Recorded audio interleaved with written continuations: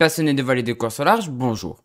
Et bienvenue dans ce nouvel épisode d'Actu Large, l'émission où je résume l'actualité de la course au large, tous les vendredis normalement à 18 h, mais à partir de maintenant, jusqu'à nouvel ordre, tous les samedis à 18 h. Aujourd'hui, dans un premier temps, on va parler de la Solitaire du Figaro, la deuxième étape qui a été juste cruelle.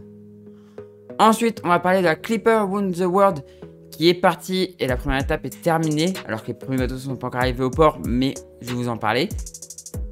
Ensuite, on va parler de la Global Solo Challenge qui continue avec toujours un seul bateau en mer. Et enfin, on parlera de l'Ocean Globe Race, le tour du monde en équipage avec des vieux bateaux, donc avec escale aussi. Donc on va en parler, ça va être une super course. Du coup, je vous rappelle que si vous voulez rien louper des prochaines vidéos, n'hésitez pas à vous abonner et à activer la petite notification. Et si vous voulez me retrouver en live sur Twitch, j'arrive tous les jours sauf les jours indiqués dans le planning qui est en post communauté sur YouTube ou sur mon Discord. Le lien du Discord est en description de la vidéo. Et le lien de la chaîne Twitch est aussi en description de la vidéo. Vous avez vu que la cam a un petit peu changé, c'est normal, en fait je suis repassé sur mon ancienne cam. Parce que, pour ceux qui me suivent sur Twitch, j'ai un nouveau setup derrière. Enfin, un nouveau setup.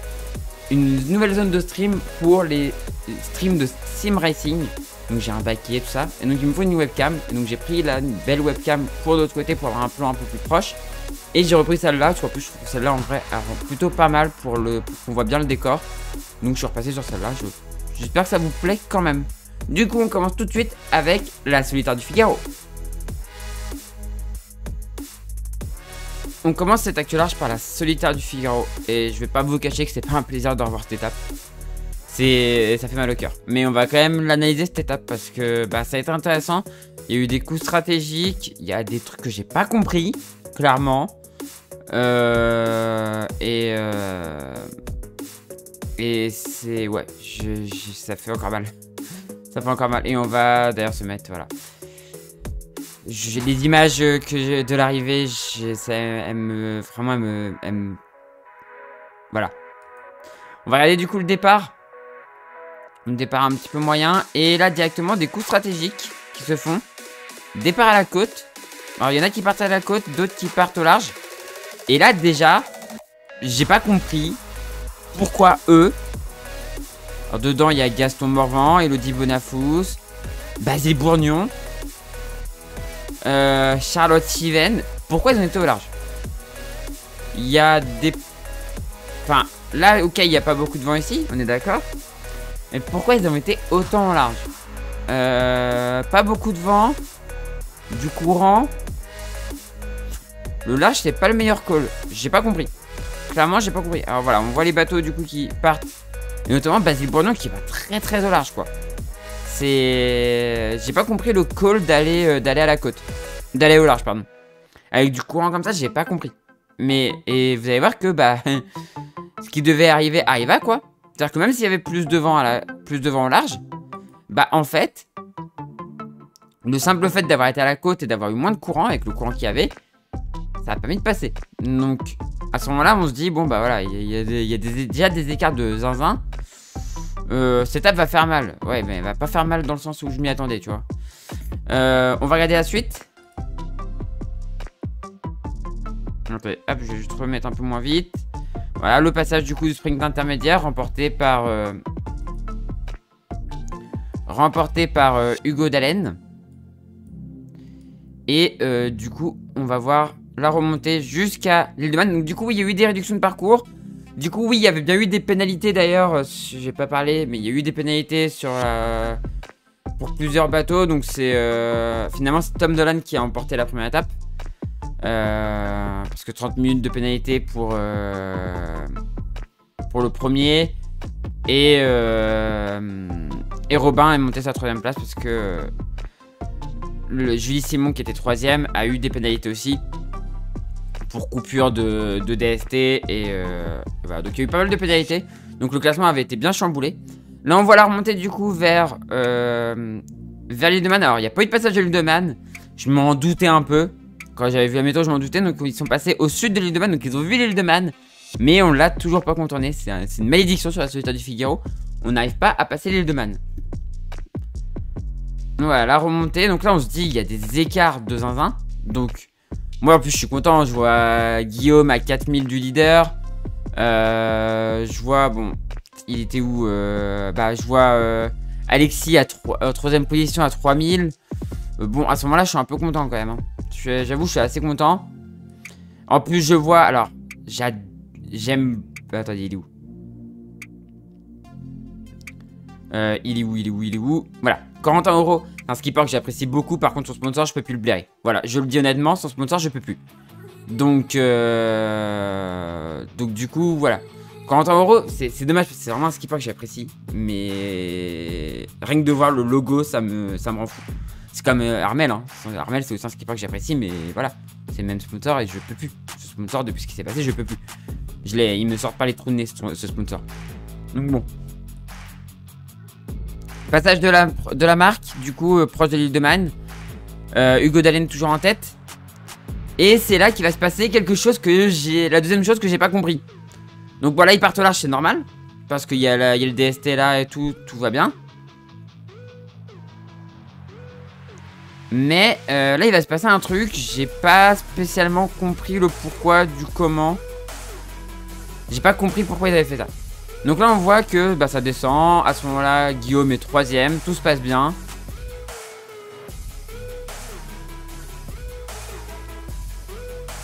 Hugo et... donc là, à ce moment-là, déjà, ça commence à ralentir. Bon. Ça commence à ralentir, mais c'est une zone... Il y a une zone de molle, c'est normal. Il y a une zone de molle, c'est normal. Et là, se fait la stratégie... Là, va se faire une stratégie... Qui, clairement, va se faire une stratégie que j'ai clairement pas compris. En plus, le vent... Enfin, oui, d'accord, ok, c'est du portant pour y aller, donc ok. Mais j'ai pas compris, parce qu'en fait, je vous expliquais moi ce qui me choque dans cette stratégie. Et c'est là où clairement c'est la course s'est jouée. Déjà le vent de secteur sud-est, pardon. Donc si tu vas là, déjà tu vas avoir du près plus serré. Ok. T'es plus loin des côtes. Tu peux pas aller t'abriter dans les cailloux. Donc dès que le courant va se renverser, tu vas avoir du courant fort. Voilà. Pourquoi elle est là? J'ai pas compris. Quand j'ai vu ça, j'ai fait mais qu'est-ce qu'il fait? J'étais en mode qu'est-ce qu'il fait? Alors, si vous vous rappelez la solitaire l'année dernière. Alors c'est vrai que je parle beaucoup de Guillaume, mais parce que ouais, c'est vrai que j'apprécie beaucoup. Tout comme... Bah alors, en plus à ce moment-là, j'ai pas dit, mais Alexis Loison à ce moment-là, il a une belle avance. Il a pris la tête, il a fait un beau coup. Il a pris une belle avance. Les deux, je me suis dit, qu'est-ce qu'ils font? Pourquoi ils vont là? Là, alors oui, il y a peut-être un peu plus de vent d'annoncer. Mais bah, tu vas devoir remonter plus au vent. Tu vas avoir tu vas avoir plus de courant. Tu vas pas pouvoir t'abriter dans les cailloux. Pourquoi aller là? Et vous allez voir que bah clairement ils y vont. En plus, tu rallonges vachement ta route. Et regardez le coup de génie de Gaston Morvan. Gaston Morvan qui se dit qui réfléchit quand même. Hein. Bah je pense qu'il y a eu aussi un petit moment où il n'y avait pas eu de vent et donc du coup il a reculé un peu. Mais qui se dit, ouh, attends. Et regardez Gaston Morvan ce qu'il fait. Gaston Morvan qui se rabat. Et bah c'est le meilleur choix qu'il a fait de cette course. Regardez ce coup de génie de Gaston Morvan. Et là vous allez voir qu'en fait, tous ceux qui sont partis à l'ouest, Julie Simon, Guillaume, Arthur Hubert, Alexis Loison, Hugo Dallén. Enfin, tous ceux qui ont passé à l'ouest, j'ai vraiment pas compris. Alors même si là, à ce moment-là, le vent est passé un petit peu au secteur sud-ouest, donc l'angle serait un peu meilleur, mais... Le problème, c'est que t'avais du courant, quoi. T'as 7 nœuds de vent, t'as du courant. Donc t'as pas énormément de vent, t'as beaucoup de courant. Toujours s'abriter des cailloux. Toujours s'abriter dans les cailloux. Enfin, pour moi, c'est la règle numéro 1, en fait. Après, ça paraît peut-être un peu prétentieux ce que je dis. Hein. C'est... Voilà, je le dis de moi, de ce que je sais. Quand t'es sûr que tu vas avoir du courant fort et que le vent est un peu instable, les conditions étaient vraiment pas définies vraiment, tu vas à la côte. Tu vas à la côte, tu cherches pas... Enfin, tu cherches pas à comprendre. Si, tu cherches un peu, mais... Tu vas à la côte. Surtout que là, c'est large quand même, donc t'as quand même moyen de faire... T'as quand même moyen de jouer même dans cette zone-là, quoi.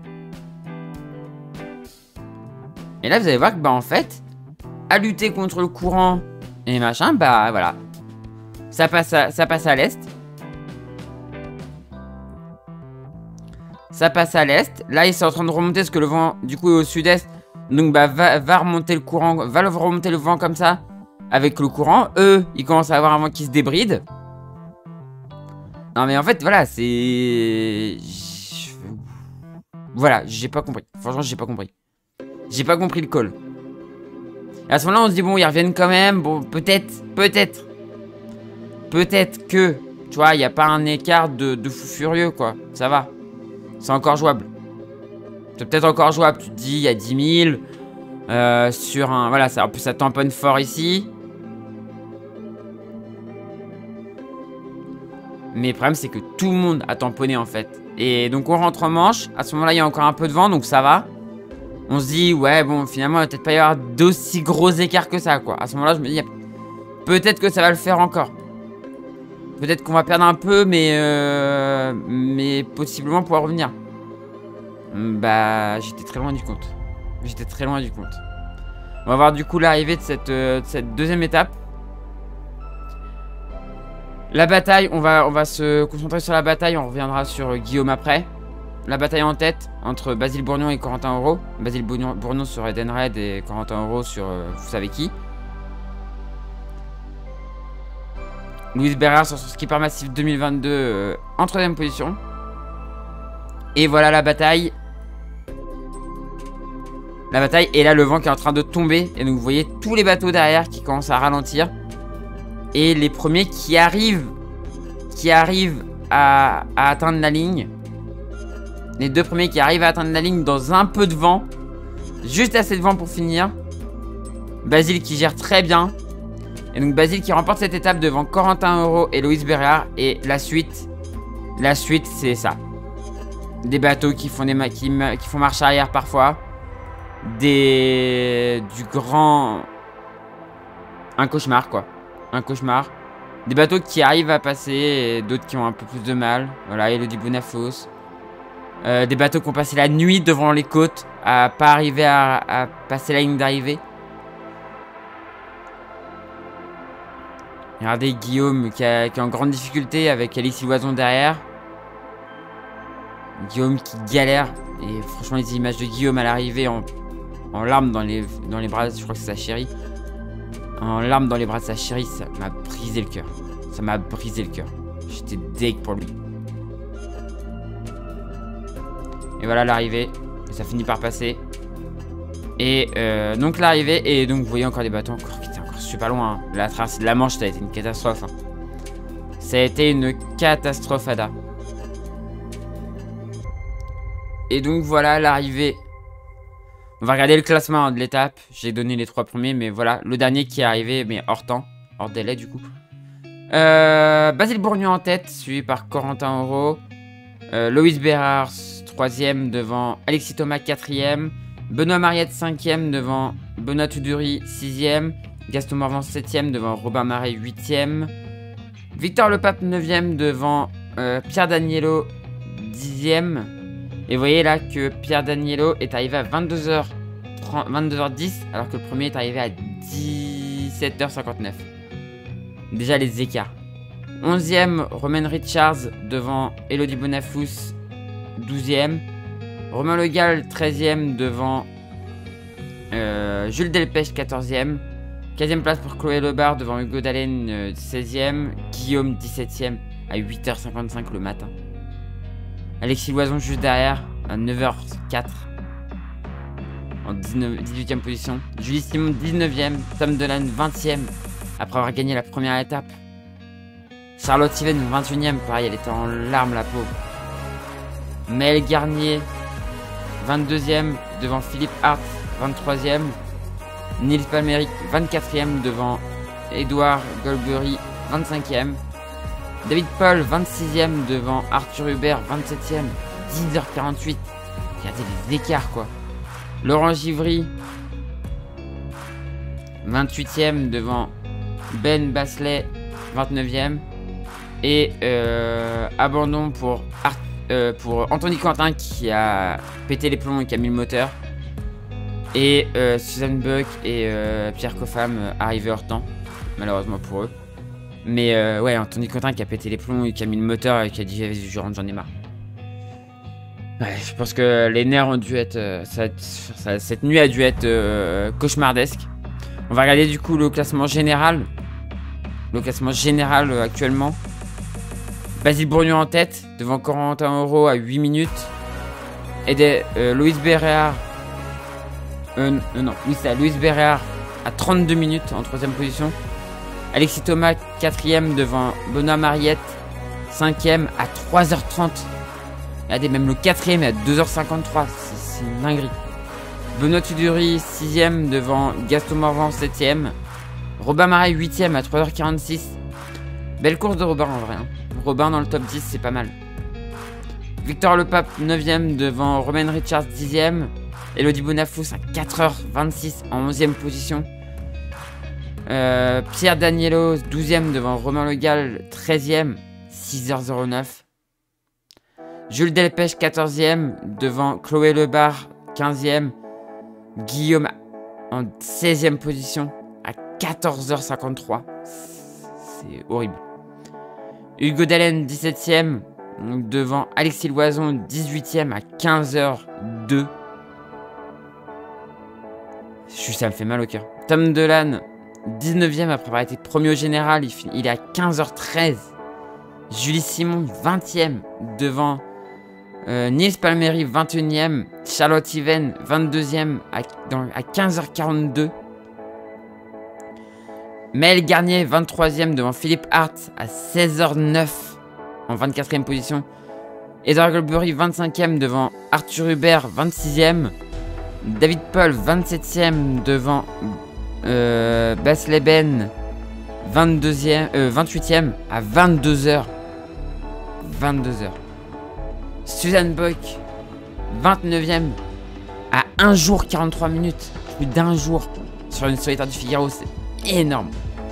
Laurent Givry 30ème devant Anthony Quentin 1 jour 3 heures. Et Pierre Coffam 1 jour 6 heures 4 minutes et 15 secondes en 32ème position. Les écarts sont monstrueux. Les écarts sont monstrueux sur cette solitaire. Est-ce qu'il y a encore du suspense sur cette dernière étape? Oui, pour les 3 premières places. Après, potentiellement, on ne sait pas. Enfin, on va regarder la météo pour l'étape. Donc, ils partent d'ici. Ils descendent ici et ils remontent par ici. Donc, on va regarder la météo. Ça risque d'être du près au départ. Dans 11 nœuds à peu près.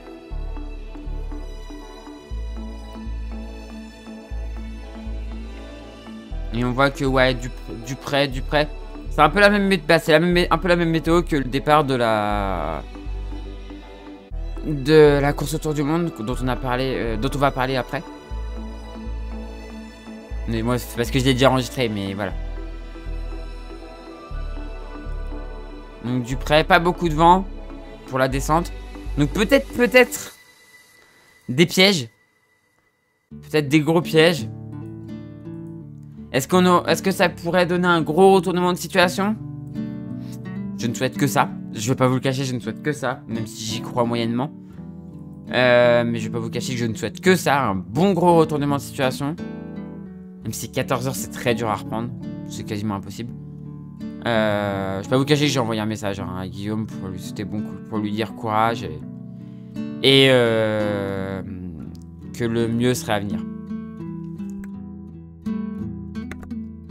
Que le mieux serait à venir et que il avait une grande carrière devant lui. Et que j'en étais convaincu. 7 nœuds secteur sud-ouest. Donc pas beaucoup de vent, ça va pas aller très vite hein. Avec potentiellement des zones de molle. Et par contre derrière le vent de secteur nord. La petite transition qui semble arriver. Peut-être si elle vient vraiment sur... si elle se rapproche vraiment, peut-être le premier qui chope ça... ouais, le premier qui va choper ça va être bien. Hein. Le premier qui va choper ça va risque d'être pas mal. Hein. Le premier qui chope le nord sera pas mal je pense. Mais il y a quelques zones de molle. Donc ça risque d'être intéressant quand même. Il risque d'y avoir peut-être des petits retournements de situation sur la course. Pour le général ça m'étonnerait. Je pense que les 2-3 premiers vont se marquer à la culotte de toute manière. Il va être que fait le premier au général, donc Basile Bourgnon, va en avoir 2 à gérer. Donc ça va. 2 à gérer, ça va. 2 bateaux à gérer, ça va quoi. C'est pas comme quand il y a 10 bateaux qui peuvent se jouer la game sur la dernière étape quoi. Et donc après une remontée qui se fera auprès vers peut-être pas beaucoup de stratégie par contre sur la dernière partie. Mais plutôt une course de vitesse. Peut-être quelques zones de molle qui seraient par-ci par-là. Après on sait qu'on a un temps orageux sur le début de semaine. Donc les orages on sait ce que ça peut donner hein. Ça peut être soit pas de vent du tout, soit beaucoup de vent dessous. Enfin, ça peut être piégeur. Et mercredi dans la journée, une grosse zone de molle sur l'arrivée. Oh! Oh! Oui! Oui, oui, oui. Mercredi, grosse zone de molle sur l'arrivée. Ah! Est-ce qu'on pourra... pourvu qu'ils réduisent pas. Pourvu qu'ils réduisent pas. Et non, là, j'ai pas envie qu'ils réduisent parce que ça peut encore faire des gros... Ça peut faire un chamboule tout, là. Là, la météo, clairement, ça peut être un chamboule tout, hein. Ouais, remonter au près, là. Ouais, ça peut être un petit chamboule tout encore. Ça peut être un chamboule tout. Ça risque d'être intéressant, cette dernière étape. Ça risque d'être très intéressant, cette dernière étape. Ouais, on voit que jeudi matin, encore de la grosse molle. Ouais, ça risque d'être comique, cette dernière étape. Bah, bien évidemment, on verra comment s'est passée cette dernière étape de la Solitaire du Figaro dans une semaine dans Actu Large. On continue cette Actu Large par la Clipper Won the World, donc le tour du monde. Un tour du monde. Donc qui est parti le week-end dernier. Pour cette première étape. Et comme annoncé, cette première étape, au début il y avait du vent. Donc ça s'est bien passé. Ils sont sortis par l'est de l'île de Wight. Parce qu'ils avaient l'obligation, comme vous pouvez le voir, il y a des marques. Et donc bah, ça a directement joué de la stratégie. Des bateaux qui sont partis proches des îles anglo-normandes. Ils sont passés proches du Rat Blanchard. Et des bateaux qui ont longé les côtes anglaises. Et donc on va voir qui est passé devant. C'est les bateaux qui ont joué aux côtes anglaises. Et donc une belle bataille au début entre deux bateaux. Vous allez voir qu'après il y a eu un peu plus d'écart. Vous allez voir que par la suite il y a eu un peu plus d'écart. Un point à passer ici. Alors petite particularité pendant qu'on voit cette petite porte là. Alors que du coup la course c'est une course au point. C'est pas une course au temps comme la solitaire. C'est une course au point. Et donc du coup bah c'est à celui qui aura le plus de points à la fin qui a gagné quoi. Et donc cette petite porte, vous pouvez choisir d'aller la passer ou pas. C'est au choix. Mais elle vous rapporte 3 points. Et alors ça j'étais pas au courant. Et donc ça c'est super marrant en fait. C'est super rigolo. Et vous allez voir qu'il y a un seul bateau qui a été là chercher. C'est ce bateau là. Celui-là on a pensé à un moment qu'il était intéressé. Mais finalement non. Finalement non. Alors la porte était pas facile à aller chercher. Parce qu'on était dans vraiment la limite entre la zone sans vent et la zone avec du vent. Donc du coup c'était un peu chaud d'aller la chercher. Mais voilà, un bateau qui a été la chercher. Et l'autre n'a pas... Finalement s'est dit ouais non, il n'y a pas de vent, j'y vais pas. Mais clairement ça peut être 3 points très intéressants pour la suite hein. Ça peut être 3 points très intéressants pour la suite. On voit des gros écarts du coup. Vu que lui a tenté d'aller chercher la porte, bah du coup lui ça a un peu échappé. Passage d'une autre marque ici. Et donc malheureusement, à cause des conditions météo qui n'étaient pas très favorables, c'est-à-dire peu de vent et donc du coup du retard pour l'arrivée, malheureusement du coup l'étape a été raccourcie. Donc vous allez voir que la position où on va s'arrêter, ce sera en fait le classement final de l'étape. On va accélérer un peu le temps. Ça va être le classement final de l'étape. Donc de cette première étape.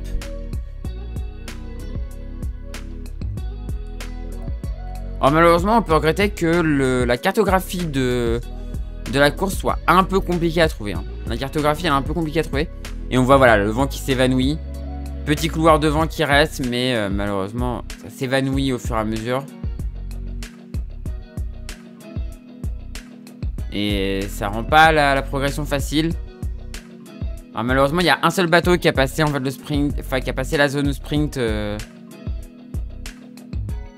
Enfin, il n'y a pas un seul bateau, mais il n'y en a pas beaucoup qui ont passé la zone de sprint. Voilà. Voilà la position actuelle.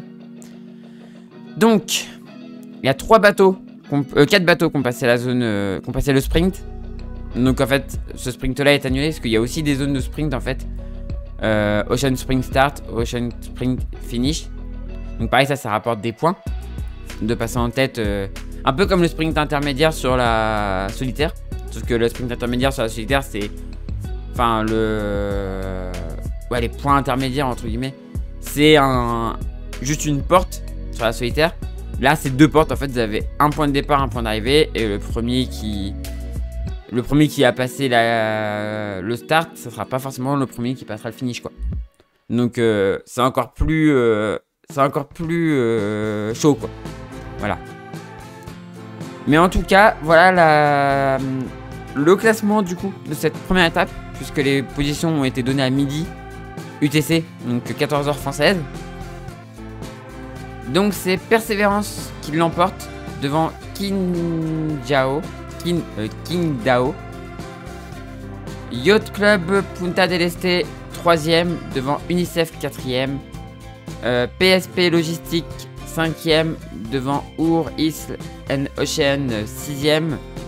Dar to Lead 7ème devant Washington DC 8ème. Zhuhai 9ème devant Benkezela Community Foundation 10ème et Along Bay Vietnam 11ème, dernier de cette première étape qui du coup se sera terminé comme ça. Et maintenant ils ont l'autorisation de ce que marqué aller plus vite entre guillemets. Donc en gros on démarre le bousin et on rentre pas. Mais il y a encore un peu de distance quand même pour faire ça au moteur. Il y a quand même encore un peu de distance, donc je pense qu'ils vont devoir faire encore un peu de voile. Mais en gros ils ont l'autorisation d'aller rapidement à Puerto Cherry pour pas être en retard, pour après prendre le départ de la deuxième étape qui partira dans les prochains jours. Voilà.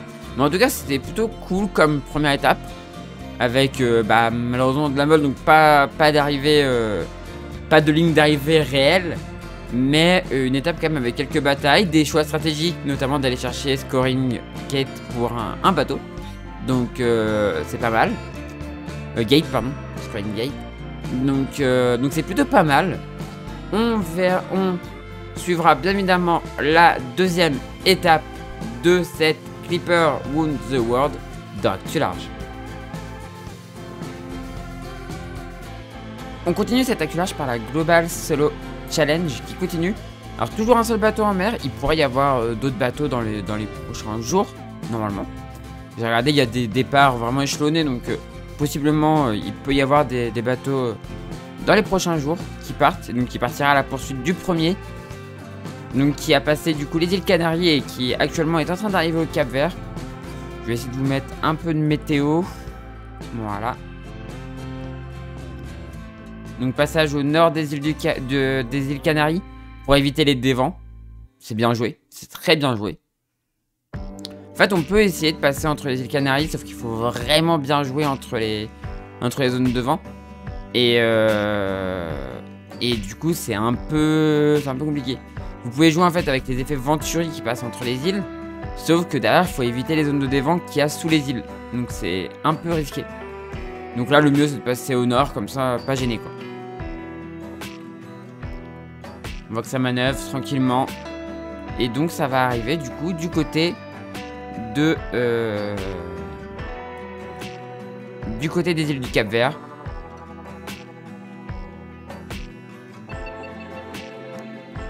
On arrive du côté des îles du Cap-Vert. Et voilà la position actuelle. Donc on est juste au nord-est des îles du Cap-Vert. Pas très loin, hein. Il n'y a pas de règle, je crois, ici. Non, il n'y a pas de règle.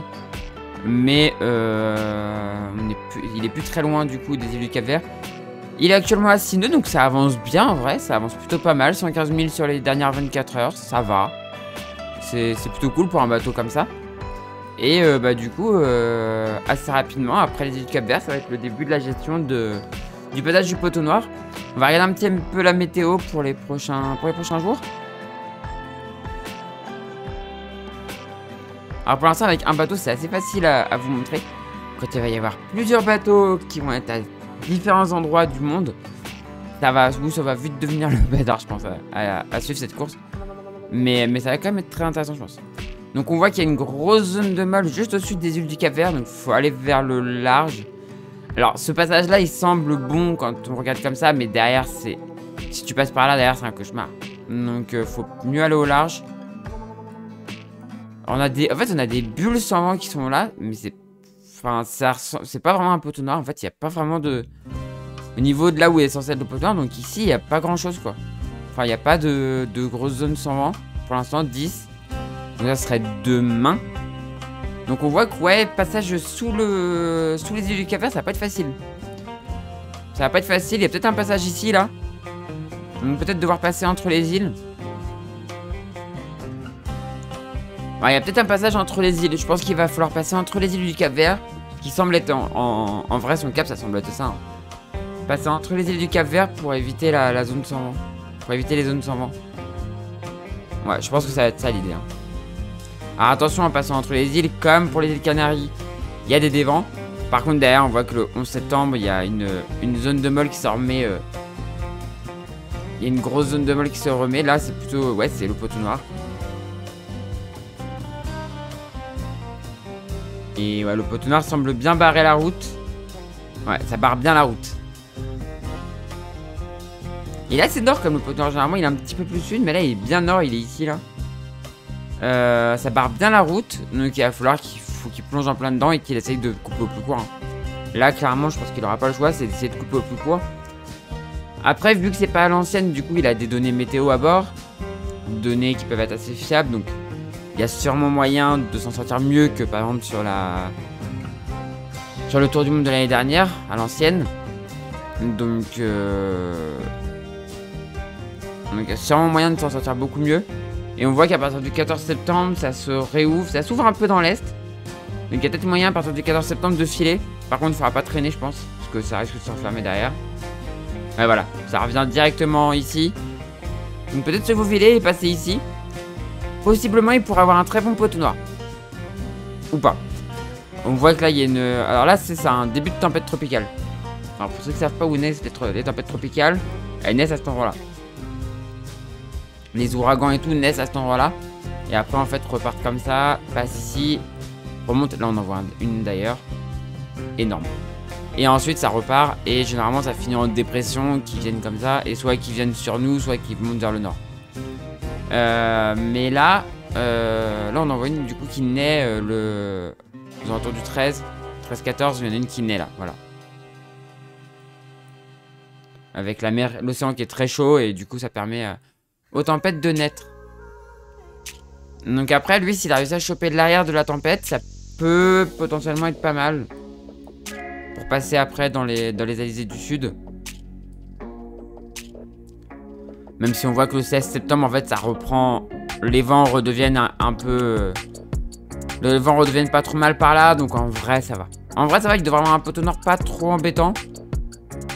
Même si on voit que le 17, ça revient un petit peu. Il devrait avoir un poteau noir pas trop chiant. En vrai, ça devrait être pas mal. Ça devrait être pas mal, ça va être intéressant. Ça va être intéressant à suivre. Et on voit, 18 septembre, ça se referme. Mais peut-être qu'il y a moyen de passer. Peut-être qu'il y a moyen de passer pas trop mal le poteau noir. Et on va regarder un petit peu la météo au niveau de l'Espagne. Pour des départs pour l'instant du sud. De la Meule. Encore de la Meule. Le 11, c'est de la Meule. Ouh là là. Ouais, s'il y en a qui partent dans ces conditions là, ils vont pas s'ennuyer. Enfin, ça va être long les débuts. Du nord à partir du 12. Donc là, c'est pas trop mal. Pas très fort, mais il y a du nord. Donc c'est du portant.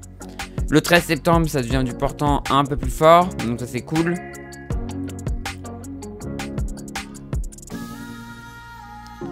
Et ouais, du portant un peu plus fort. Donc c'est plutôt pas mal. Et à partir du 15 septembre, on a une dépression qui arrive. Et donc là, qui donnerait des conditions de départ plutôt idéales, quoi. Avec un départ ici. Alors, du près pour sortir depuis la Corogne. Mais après, un vent bien orienté pour pouvoir partir. Ce serait plutôt cool. Ouais, 17 septembre, ce serait du près, par contre. Il y a une dépression qui arrive. Une dépression qui va très sud. le 18. Et après, le 18, après on aurait du portant ici. Donc, ouais, quelques moments où il y a des bonnes conditions pour partir. Donc c'est plutôt cool. Regardez les dépressions, comment elles sont violentes. Même encore là-haut, elles sont encore violentes. Hein. L'eau est très chaude en ce moment, donc les dépressions mettent très longtemps, enfin les ouragans mettent très longtemps à se désactiver. Mais là, celui-là, il va être très puissant, je pense. Mais il a l'air de passer au large, donc ça va. Je pense qu'il va passer au large. Donc ça va. Mais en tout cas, ouais, quelques fenêtres de départ pour des prochains concurrents. Et bien évidemment, on va continuer à suivre cette Global Solo Challenge dans une semaine dans Actu Large. C'est dimanche de Southampton que s'élance la Ocean Globe Race, course autour du monde qui veut faire revivre la Whitbread, c'est-à-dire un tour du monde en équipage avec escale sur des vieux bateaux dont certains historiques et très connus comme Penduxis. Les concurrents, répartis en groupes, feront escale au Cap avant de filer vers Auckland en Nouvelle-Zélande, puis Punta del Este en Uruguay avant de revenir à Southampton. Des très longues étapes qui dureront pour certaines entre 40 et 50 jours, en passant par les mers du Sud et le redoutable Cap Horn. Les concurrents partiront dans des super conditions, même si ce sera au près, car une bascule devrait intervenir dans l'après-midi du sud au sud-ouest, voire l'ouest. Il y aura un petit 10 nœuds. Le vent repassera au sud-ouest en sortie de Manche, en faiblissant, ce qui va rendre compliquée cette sortie. La plupart des concurrents pourraient être tentés de partir à l'ouest pour aller chercher une bascule avec du vent de nord entre 10 et 14 nœuds qui leur permettrait certes, avec une route un peu plus longue, d'avoir des conditions portantes et d'envoyer les spies pour glisser. Peut-être aurons-nous déjà des stratégies et des groupes qui se forment. Ça risque d'être passionnant. On verra où ils en sont et comment se passent ces premiers jours de course dans une semaine dans Actu Large. Voilà, du coup c'est la fin de cette vidéo. Comme d'habitude, petit appel au sponsor si vous connaissez quelqu'un qui connaît quelqu'un. Ou si vous êtes vous-même chef d'entreprise, n'hésitez pas à aller aider les skippers en recherche de budget. C'est super important pour eux et pour vous c'est un très bon retour sur investissement. Donc je compte sur vous, n'hésitez pas à aller les contacter. C'est très important. Du coup c'est la fin de cette vidéo. Si elle vous a plu, on fait briller le pouce en l'air. On n'hésite pas à commenter et à partager. Et si vous n'êtes toujours pas abonné à la chaîne, n'hésitez pas à vous abonner pour ne rater des prochaines vidéos. Quant à moi, je vous dis à la prochaine pour une prochaine vidéo sur la chaîne Toria ou pour un live sur Twitch. Et du coup, ciao tout le monde, ciao ciao ciao.